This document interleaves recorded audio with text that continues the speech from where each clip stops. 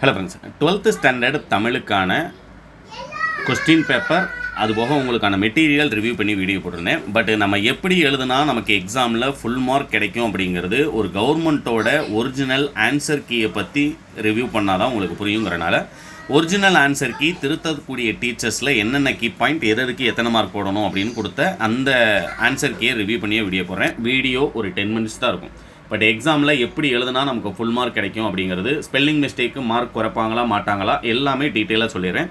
வீடியோவும் உங்களுடைய ஃப்ரெண்ட்ஸ்க்கு ஷேர் பண்ணுங்கள். ஏற்கனவே சொன்ன மாதிரி தான், நான் வீடியோ போடும்போது வீடியோவுக்கு ஒரு லைக் பண்ணீங்க அப்படின்னம்னா கண்டிப்பாக 12th அடுத்தடுத்து வீடியோ அப்டேட் பண்ணணும் அப்படிங்கிறது எனக்கு ஒரு மோட்டிவேட்டாக இருக்கும். தொடர்ச்சியாக நானும் வீடியோ அப்டேட் பண்ணிக்கிட்டே இருப்பேன். புரியுங்களா? அதனால் வீடியோவும் உங்களுடைய ஃப்ரெண்ட்ஸ்க்கு ஷேர் பண்ணவும் மறந்துடாதீங்க. வாட்ஸ்அப்பில் ஒரு ஷேர் பண்ணிங்க அப்படின்னம்னா உங்களுக்கு பிடிஎஃப் லிங்க்கும் எல்லாத்துக்குமே நான் உங்களுக்கு ஷேர் பண்ணிடுறேன். ஃபஸ்ட்டு பார்த்தீங்க அப்படின்னம்னா 2 மார்க் கொஸ்டின் கொடுக்கும்போதே ஒன் வேர்டுக்கு கீ ஆன்சர் இதில் மேலேயே கொடுத்துருப்பாங்க பாருங்கள். நீலம் அல்லது கருப்பு மையினால் மட்டுமே விடைகள் எழுதப்பட்டிருக்க வேண்டும். ரெண்டில் ஏதாவது ஒன்று தான் பயன்படுத்தியிருக்கணும். விடைகள் சொந்த நடையில் இருந்தால் தொடர்பிழை, சொற்பிழை, எழுத்துப்பிழை, ஒற்றுப்பிழை, இலக்கணப்பிழை இன்றி இருப்பின் முழு மதிப்பெண் வழங்கலாம். எழுத்துப்பிழை, ஒற்றுப்பிழை, இலக்கணப்பிழை ஒவ்வொன்றிற்கும் 1/4 மதிப்பெண்கள் குறைக்கலாம். அப்போ ஒரு 4 எழுத்துப்பிழை விட்டுருக்கீங்க அப்படின்னம்னா 1 மார்க் குறைஞ்சிரும் அப்படிங்கிறத ஞாபகத்தில் வச்சுக்கோங்க. எழுத்துப்பிழைக்கு மார்க் குறைப்பாங்களா அப்படின்றது கேட்டிருந்தீங்க. இது குறைப்பாங்க அப்படிங்கிறது இதில் சொல்லிட்டாங்க. அடுத்தது பார்த்தீங்கன்னா தவறான விடையை எக்ஸ் குறியிட்டு அவங்க குறிப்பாங்க. அது டீச்சர்ஸ்க்கு கொடுக்கப்பட்டது. இன்னொன்று பார்த்தீங்க அப்படின்னம்னா ஒன் வேர்டு எழுதும்போது அந்த ஆப்ஷனோடு சேர்ந்து தான் எழுதணுன்றது சொல்லியிருக்காங்க.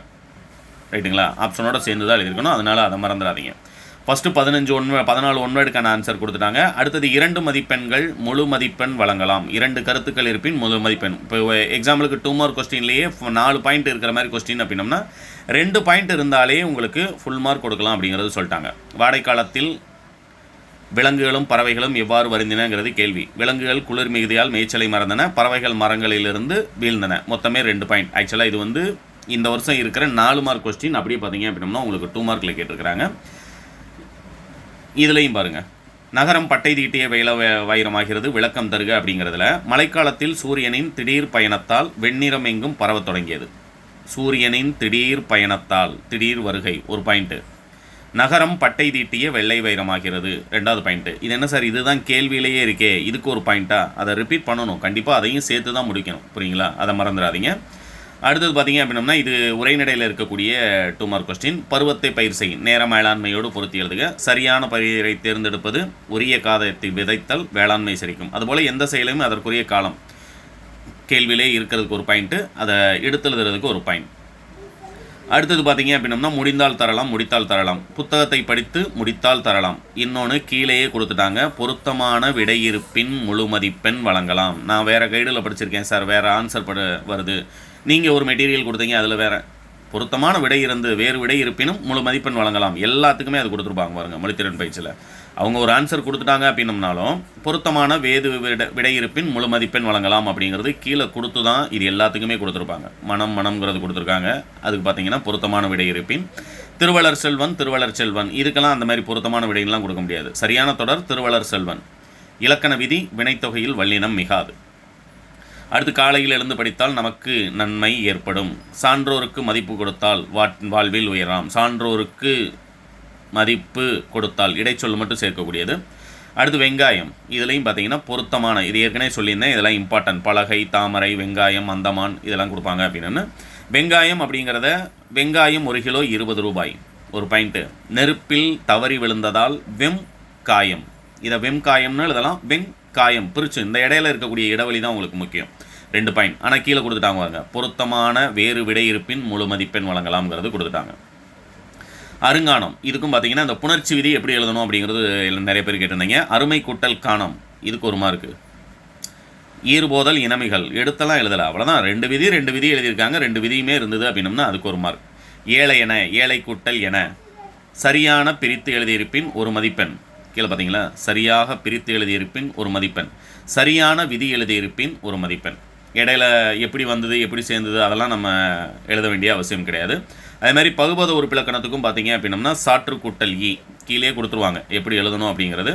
அதை பிரித்து கரெக்டாக எழுதிங்கன்னா இதை பிரித்து எழுதுறதுக்கு 1 மார்க்கு, கீழே எழுதுகிற இது எல்லாத்துக்கும் சேர்த்து 1 மார்க், சேர்த்து தான் உங்களுக்கு 2 மார்க் கொஸ்டினில் கேட்குறாங்க. 4 மார்க் கொஸ்டினுக்கு நீர்நிலைகளிலிருந்து இது வந்து நமக்கு இந்த வருஷம் இல்லாதது, இந்த வருஷம் இருக்கக்கூடிய ஒரு கேள்வியை ரிவ்யூ பண்ணி போடுறேன்.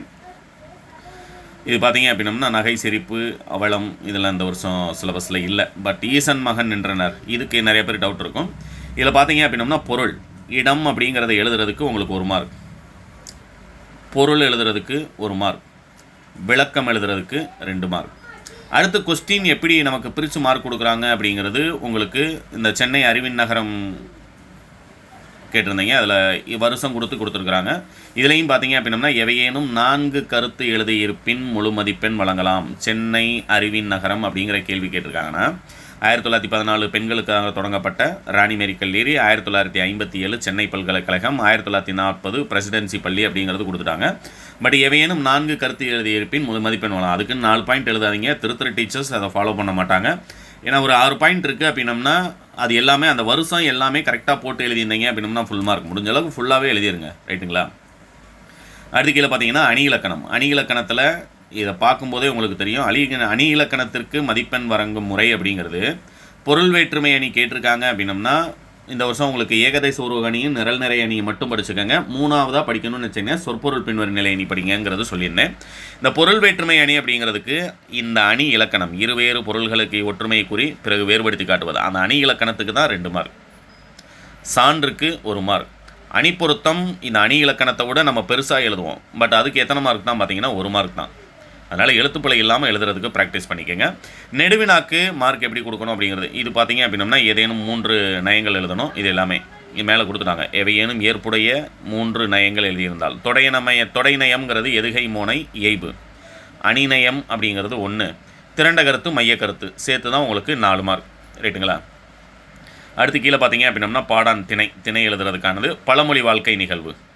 பழமொழி நீ என்ன கதை எழுதணுங்களாம் அவங்க கொடுக்க மாட்டாங்க. பொருத்தமான நிகழ்வினை எழுதியிருப்பின் முழு மதிப்பெண் வழங்கலாம். பழமொழி விளக்கத்திற்கு 1 மார்க்கு, வாழ்க்கை நிகழ்வு பொருத்தமாக எழுதியிருந்தீங்க அப்படின்னம்னா அதுக்கு 1 மார்க். கொஸ்டின் எப்படி மதிப்பெண் வழங்குறாங்க அப்படிங்கிறத நான் ஃபஸ்ட்டு தெரிஞ்சுக்கோங்க. அதே மாதிரி தான் உங்களுக்கு நெடுவினாக்கு எழுதும் போதும், நெடுவினாக்கு பார்த்தீங்க அப்படின்னம்னா கீழே என்ன கொடுத்துருக்காங்க, அவங்க ஆன்சர் என்னவோ கொடுத்துட்டு போகிறாங்க.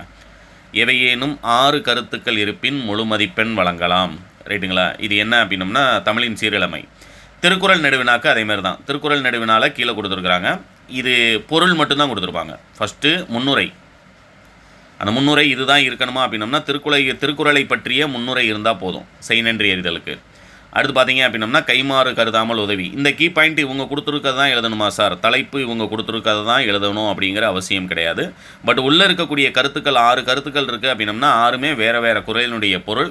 அது எல்லாத்துக்குமே நம்ம என்ன செய்யணும் அப்படின்னம்னா மேல் தலைப்புகள் எடுத்து திருக்குறள் எழுதணுன்ற அவசியம் கூட கிடையாது. எல்லாமே பார்த்தீங்க அப்படின்னம்னா உங்கள் கீ பாயிண்ட் தான் கொடுத்துருப்பாங்க. ஆனால் திருக்குறள் எழுதுனீங்க அப்படின்னம்னா ஒரு 1.5 பக்கத்துக்கு வரும். திருத்துற வாத்தியாரையும் நல்லா மோட்டிவேட் ஆகி உங்களுக்கு ஃபுல் மார்க் போடுவாங்க அப்படிங்கிறதுக்காக தான் சொல்லியிருந்தேன். அடுத்தது பார்த்தீங்க அப்படின்னம்னா உங்களுக்கு நிர்வாக மேலாண்மை, இதுக்கெல்லாம் கீ பாயிண்ட்டே கொடுத்துட்டாங்க. பட் கீழே ஏன்னா அது பாடத்தில் இருக்கக்கூடிய கருத்து அப்படிங்கிறனால துணைப்பாட கதை தான் நமக்கு எப்படி மார்க் கொடுப்பாங்க அப்படிங்கிறது தெரியணும். துணைப்பாட கதைக்கு 6 மார்க். இது போன்ற கருத்துக்கள் இருப்பின் முழு மதிப்பெண் வழங்கலாம். அதாவது முன்னுரைக்கு இருக்கணும், முடிவுரை இருக்கணும். முன்னுரைக்கு 1 மார்க்கு, முடிவுரைக்கு 1 மார்க்கு. இடையில இருக்கக்கூடிய இந்த தலைப்புகளுக்கெல்லாம் பார்த்தீங்க அப்படின்னம்னா 4 மார்க் சேர்த்து தான் 6 மார்க் கொஸ்டின் கொடுக்குறாங்க. கோடை மலை இந்த வருஷம் உங்களுக்கு 3 படிச்சுக்கங்கன்னு சொல்லியிருந்தேன். உரிமை தாகம் கேட்டிருக்காங்க. இதெல்லாம் ஆக்சுவலாக ரெடி சிலபஸில் நமக்கு இப்போ 6 இயல் தான் இருக்குது அப்படிங்கிறனால எப்படி மதிப்பெண் வழங்கப்பட்டுள்ளது அப்படிங்கிறத தெரிஞ்சுக்கிறதுக்கு தான் இது. இக்கதையை சொந்த நடையில் எழுதியிருப்பின் முழு மதிப்பெண் வழங்கலாம், ரைட்டுங்களா. ஏன்னா இது வந்து ஒன்றிணையாமல் இருந்திருந்தால் சொன்னேன் இல்லையா, ஒருவேளை இந்த உரிமை தாகம் படிச்சிருக்கீங்க அப்படின்னம்னா ஒன்றிணையாமல் இருந்திருந்தால்னு கேட்கும்போது நீங்கள் சொந்த நடையில் என்ன எழுதினாலும் உங்களுக்கு 6 மார்க் கிடைக்கும் அப்படிங்கிறது சொல்லியிருந்தேன். லாஸ்ட்டாக நெடுவினா பார்த்தீங்க அப்படின்னம்னா நெடுவினாக்கு எழுத்துப்பிழை பார்ப்பாங்க. அதனால் எழுத்துப்பிழை இல்லாமல் எழுதி பழகிக்கங்க. ஈவன் இந்த குறியீடுக்கு கூட நமக்கு என்ன செய்வாங்க அப்படின்னம்னா 1/2 மார்க் குறைப்பாங்க. இந்த மாதிரி திருக்குறள் கேட்கும்போது அதையும் சேர்த்தே எழுதிருங்க. All the best. இது டவுன்லோட் பண்ணுறதுக்கான லிங்க் டிஸ்கிரிப்ஷனில் கொடுக்குறேன். டவுன்லோட் பண்ணுங்கள். ப்ராக்டிஸ் பண்ணுறதுக்கும் உங்களுக்கு ஹெல்ப்ஃபுல்லாக இருக்கும். தேங்க்யூ.